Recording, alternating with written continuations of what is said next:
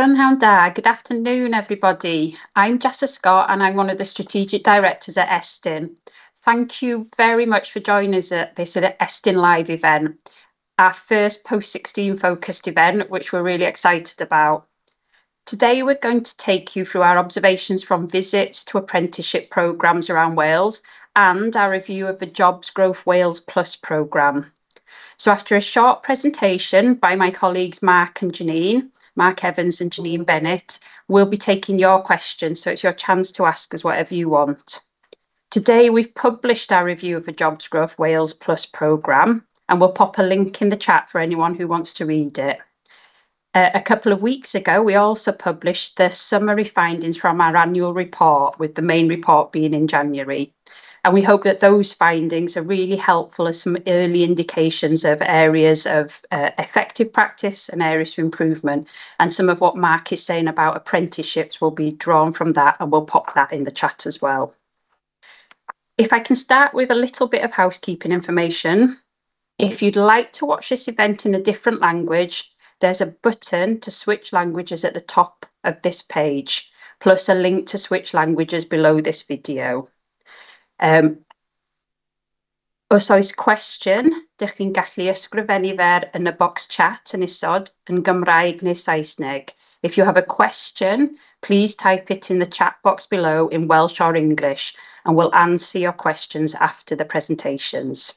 So, on to our presentation.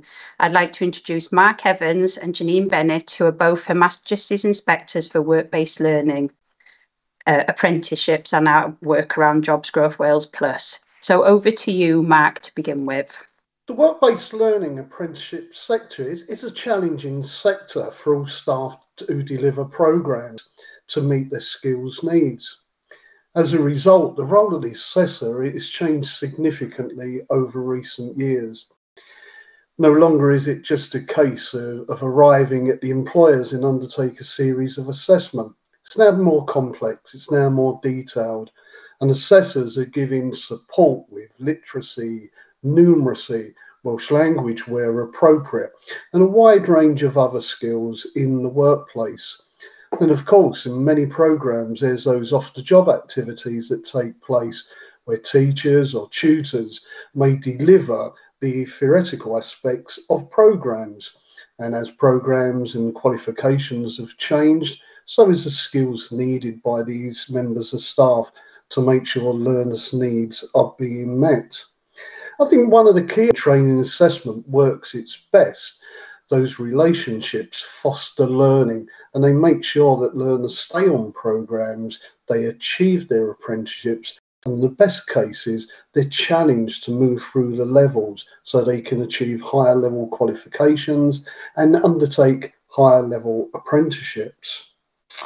From what we've seen during our observations, our inspections and other activities over the past year, we've seen that teacher trainers and assessors are using a wide range of methodology and a wide range of assessment methods to review the standards that learners are achieving.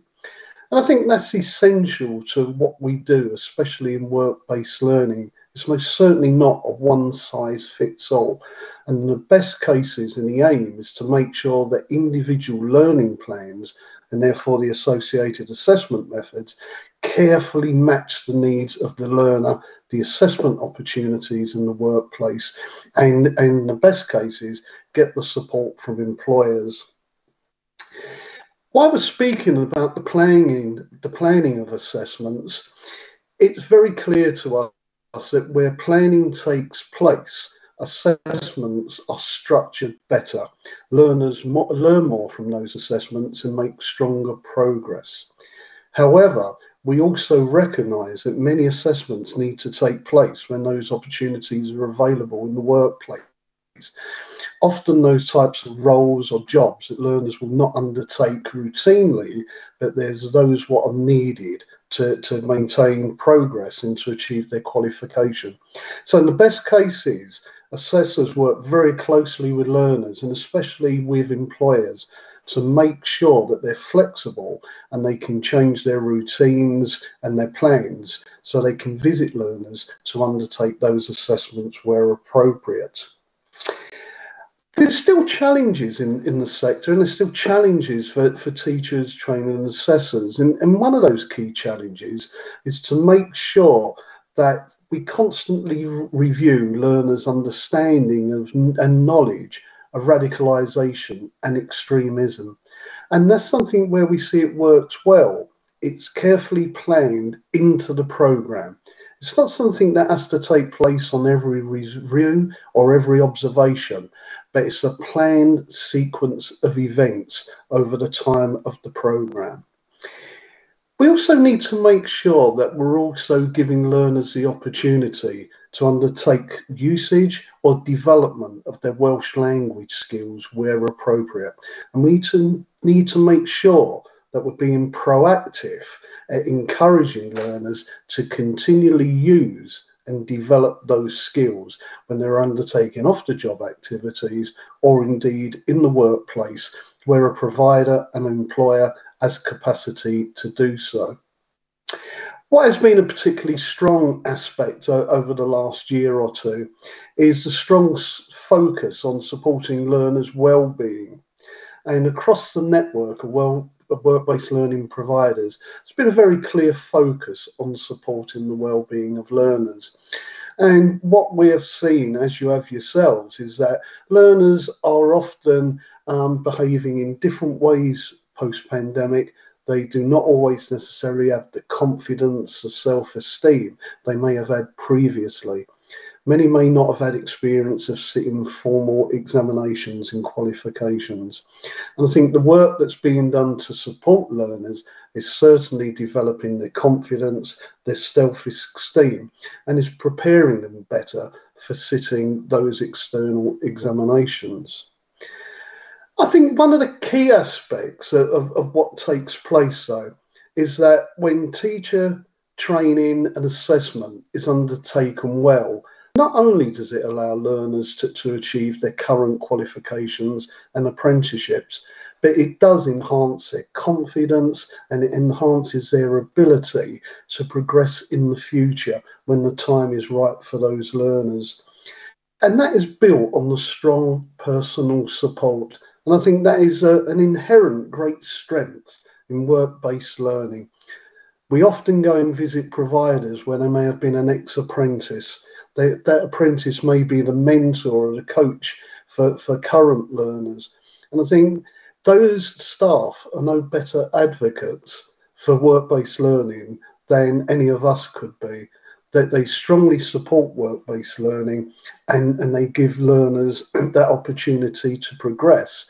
And one of the key things that they say, they stayed on the programme, they achieved because of that strong support. I think I'd just like to share some statements that we've actually secured from learners. And I think learners being the key people, the main people that we are there to support. My assessor gives me the help I need. They are flexible. They visit me regularly to undertake assessments. They give me support with my non-work related issues I may have. My assessor has given me the confidence to achieve my apprenticeship and progress to the next level and to progress within my own organisations. And I think when you look at all those comments and the positivity, I think these comments are powerful statements and they recognise the positive impact, not only on vocational qualifications, but on learners' lives that good teaching, training and assessment gives. Thanks, Mark. And now Janine's going to tell us a little bit about the Jobs Growth Wales Plus report we've done. Thank you, Jessa, and thank you, Mark, as well. So within the first year of the Jobs Growth Wales Plus provision, we visited all 4 regions and have today published the national report based on the information we secured from those visits. And for the purpose of the session today, I'd like to share with you the key findings in relation to the impact of the delivery on the participants on that programme, their progress and also on their working lives. what we found is that many participants are able to access provision at a venue that is appropriate for them. And we don't just mean this in terms of geographically, but also in terms of removing those barriers. So, for example, delivery is offered in small centres that are welcoming, that are in no way overwhelming to the participants, and they include spaces where the young people can get together, where they can eat, and where they can also access outside spaces. The people, the young people, the participants that we spoke to, they all recognise the benefits of being in small groups, and they drew really positive lines of comparison between the Jobs Growth Wales Plus programme and previous educational experiences. Very importantly, they feel understood by their delivery teams, and they recognise the expertise and knowledge that the staff have and their ability to meet their needs, whether that's in terms of their academic needs, whether it's in relation to specific vulnerabilities, or indeed behavioural issues, or in fact challenges in their personal lives. The young people talk about being treated as adults, and they really value the wraparound support that's available to them. They all share that they know how to seek support and would be confident in doing so. They're accessing provision that is lively, that is interesting and relevant, and that incorporates a range of resources that keep them challenged and stimulated. It's evident that they would like the opportunity to have more work taster sessions or planned work experience. That said, many of the participants talk positively about their progress since joining the programme, and they provide examples of the new skills and knowledge that they've gained. They outline how their confidence and self-esteem have developed as a result of their learning experiences. And that includes the wider opportunities as well, such as day trips, enrichment activities, and in some cases, charitable work. And like Mark did, just before I finish, I thought I'd share with you a few comments that the young people shared with us during our visits. I used to be naughty in school, but now I'm in a small group doing something I like. I actually work hard and enjoy it. There's always stuff to do. We get gym membership, a ping pong table, and breakfast and lunch too. I get so much support. I now want to do new things and can do things I never thought I could. We get lots of support for physical and mental well-being, and we cover topics that cover the importance of mental health. I'm not so shy anymore. And finally, I feel welcomed and not treated as a child. There's no sense of dread. I wake up enthusiastically in the morning. And just to really echo what Mark said, you know, that they're really powerful, impactful comments. So I felt it was appropriate to share those. Thank you. Thanks both. It's really, really lovely to hear that feedback from learners on those programmes, and hopefully some of you listening will recognise that impact that you're having on their work. Now it's your chance now, mae cyflwyno chi. So let's move on and take some questions from the chat. So perhaps, Mark, maybe if we start with one around apprenticeships. And I just wondered, are you finding different challenges for staff across different learning areas? I think there's always been specific challenges across the different learning areas. There's always those inherent challenges. I think that post-pandemic, well, one of the key aspects we're generally finding is that there's a significant number of learners who do need greater support than they may have had previously. I think the challenges within the health and social care sector still remain a challenge. That learning area was a significant challenge post-pandemic. I think we're starting to see now how we're coming out of that. Learners are still being recruited into health and social care areas. There's still a great need for learner recruitment in those areas, and we're starting to see learners achieving their frameworks at improved rates. Thanks, Mark. That's good to hear that we're starting to see some progress there in the health and social care sector. maybe if we take a question that we've had around Jobs Growth Wales, and that's, are there any particular themes in terms of the types of issues the young people are presenting with for the programme? Janine? Yes, again, not dissimilar to what Mark has shared, in that in previous similar programmes in the past, we may typically have seen a higher prevalence of behavioural issues, whereas on this programme, we were seeing a lot more young people with anxiety-related issues and those vulnerabilities. And again, that isolation associated with the pandemic.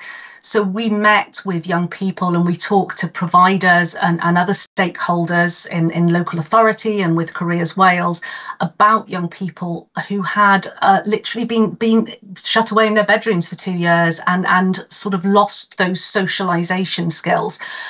So we were meeting participants who were anxious, and for the first time in some significant time for them, they were integrating with other people and coming into a social setting and having to sort of manage those relationships. And for many of them, that was a very, very significant challenge. Hence the comment earlier around the importance of that support that the providers and external partners that they link with as well are providing those young people with. Okay, thanks. That's interesting to sort of hear about that shift there that you talk about, but good to know that support's been put in place. We've had a question about apprenticeships again, Mark, and that's, to what extent does the quality of experience in the workplace affect outcomes for apprentices? I think that's a very, very good question, actually, because when we look at work-based learning, a key aspect and that core running through is about those workplace experiences. And I think in the very, very best examples of what we would aim for, it's very much triangulated. The employer has a key role with the assessor and the learner to not only plan assessments, but to plan learning and plan for progress. Where employers are highly engaged in that process, learners generally develop higher level skills, knowledge, understanding, and very quickly they become valued members of their employer's workforce. What we see is that where employers are not involved so rigorously, learners get through their qualifications. It really the basic level. That the assessors have to work harder, as do on off-the-job activity tutors and teachers, to make sure learners cover those experiences, often in a simulated environment. So to bring that together, really, I think is essential that we really engage employers in all aspects of what the learner does, to make sure that learners are there for the planning stage, and in the best cases, have a mentor or coach in the workplace, a designated person who supports that learner, who has a greater understanding of the framework and liaises closely with the assessor to make sure those learners have the learning opportunities as well as assessment opportunities. Thanks, Matt. That's really helpful insight to hear how that in the best practice that's working well. We've had a couple more questions here. Another one around Jobs Growth Wales, maybe for Janine. So in the best cases, what mechanisms are providers using to track the development of soft skills in the Jobs Growth Wales Plus programme learners? I suppose to answer that, we're seeing that through effective and appropriate use of the ILPs. So if I could just share an example, so I've outlined some of the challenges that those young people have been facing. For some of those young people, to be able to sit in a classroom setting for an extended period of time is a significant achievement, and those types of achievements have been well recorded in ILPs. In another example, there were, I remember talking to a group of learners where it was the first time they travelled independently. And they'd started that process with the support of a member of staff who travelled with them, and then they moved on to being able to travel independently. And again, those types of achievements have been captured in the ILP.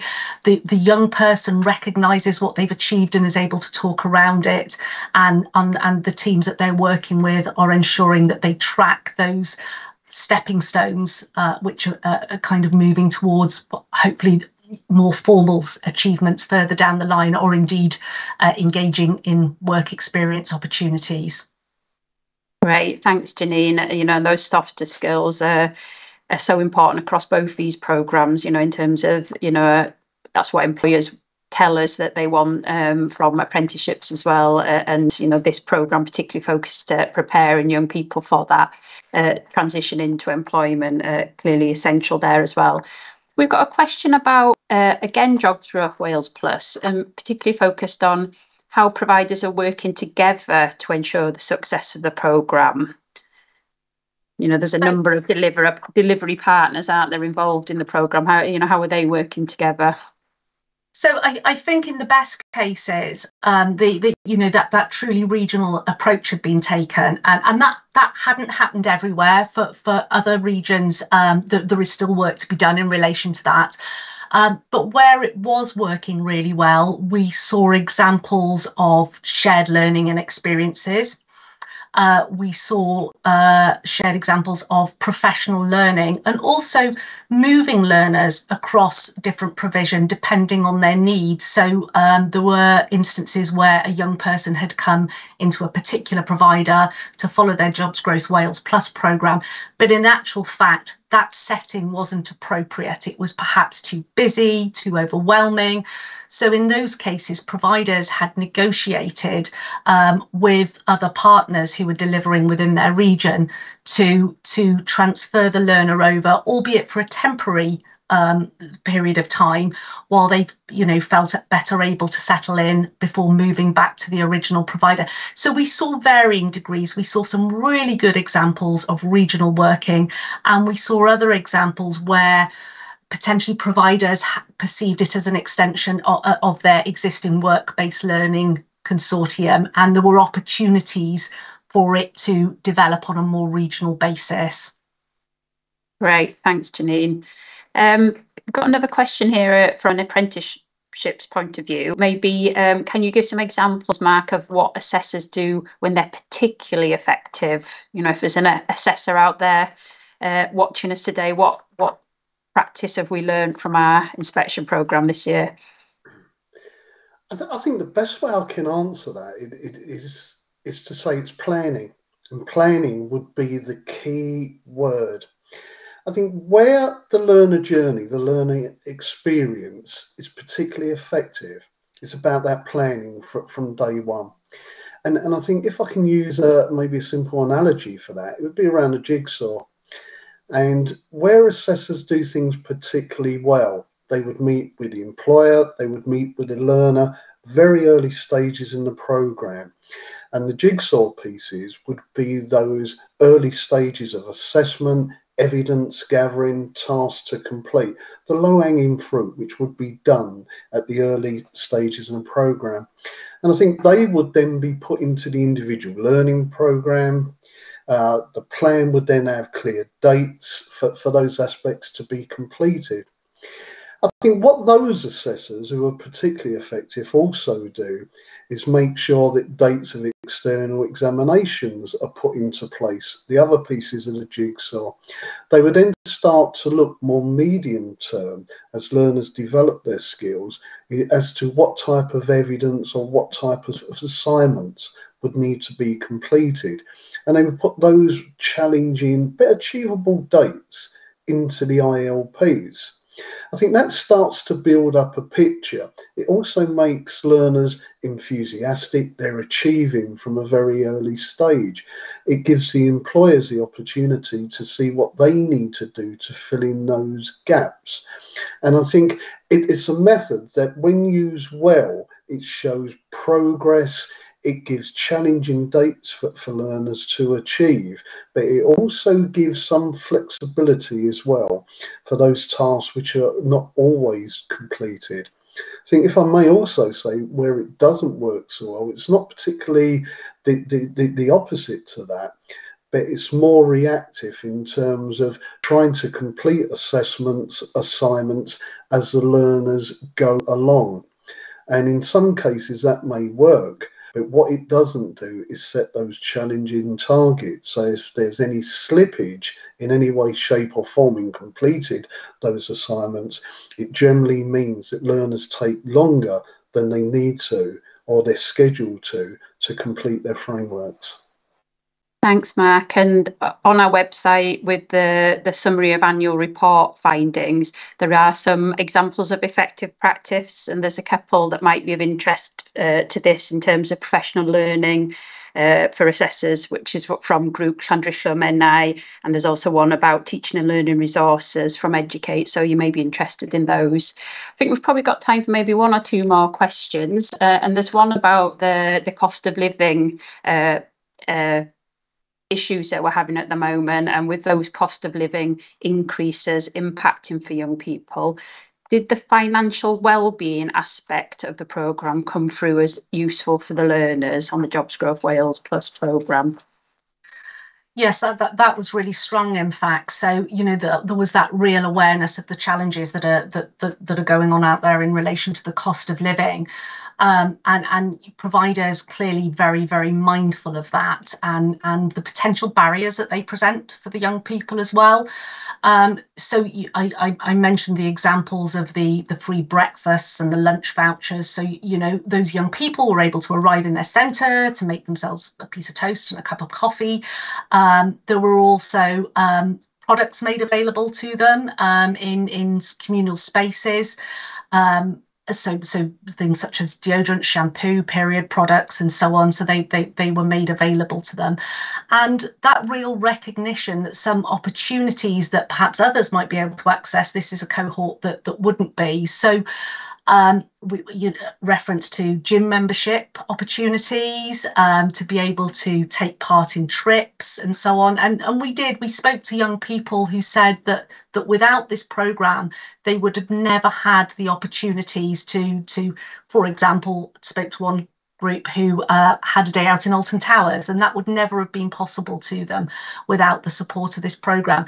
So yes, providers and other teams working around these young people. So whether it's in terms of food, whether it's in terms of travel, whether it's in terms of opportunities to access sort of enrichment activities, these were very much factored into the programme and came through as strong on all our visits. Great, thanks, Janine. I think we've got one last question that we can probably squeeze in that's just come through. So in that review of Jobs Growth Wales Plus, were there any good examples of how virtual reality is enhancing the curriculum? Or perhaps across apprenticeship as well? Did we see any of this? Okay, so from the Jobs Growth Wales perspective, I didn't see any examples of virtual reality enhancing the curriculum. I'm not sure if Mark wants to come in and comment in relation to apprenticeships. Yeah, thanks, Janine. I think in apprenticeships, it's very early stages. I think generally providers are at that stage of talking and discussing and trying to see where virtual reality and AI can actually be beneficial to the work they do. So I think early stages, but I think that those discussions are taking place. And I think perhaps if you've got examples, those of you who are listening in, then we'd love to hear about them as well. And it may be that those will be the things we'll start picking up this year. I think we're coming towards the end of the session now. Thanks so much to Mark and Janine for their insights, and thanks to everyone in the audience for your thoughtful and thought-provoking questions.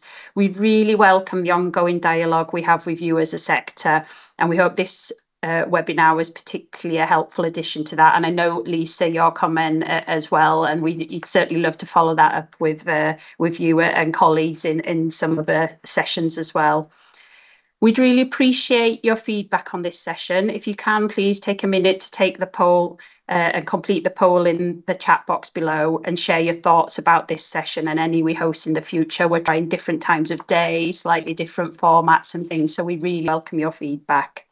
And please have a look at the reports that we've talked about, the Jobs Growth Wales Plus programme report, and then the annual report sector summaries. And as I mentioned, alongside those sector summaries, there's some really helpful reflection questions for each of the two sectors. So they focus on identifying and engaging potential participants for Jobs Growth Wales Plus, and they focus on improvement planning processes for apprenticeships this year.